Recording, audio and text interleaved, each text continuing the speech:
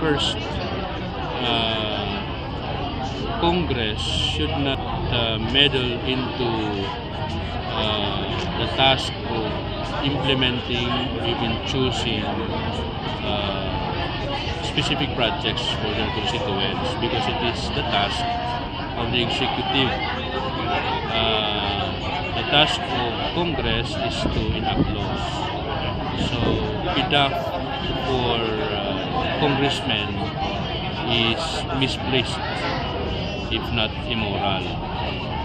Secondly, based on our experience, PDAF and the entire pork barrel system is designed to perpetuate patronage politics, which is very immoral and has no more place in a modern democratic society. Patronage politics should be stopped because it perpetuates, it breeds corruption, it breeds dependency, and it encourages those in power to perpetuate in power.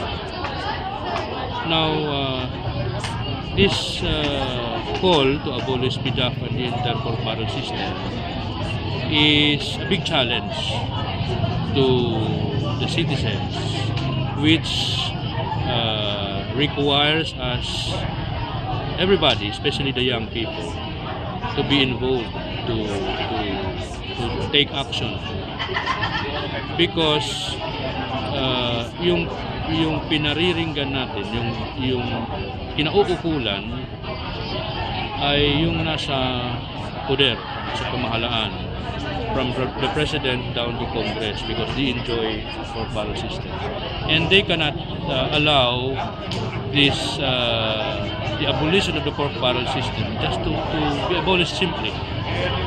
So they will really insist on maintaining the pork barrel system, the PDAF, so that if we are sincere, if the people believes that this pork barrel system should be abolished, this PDAF should not be continued. Therefore, a more serious and stronger action has to be done by the people. This particular gathering should be sustained. The noise in the streets, in the social media, in schools, in campuses have to be sustained para makinig, para makumbinse ang nasa pamahalaan na i-abolish itong pork barrel system. Because if we just continue with this kind of this form of protests, the government, those in power, will not be threatened at all. So, civil disobedience is a valid call, but I think more protest actions, street actions, and the noise in the social media have to be escalated, so that the politicians, those in power, will take these calls seriously. Thank you, sir.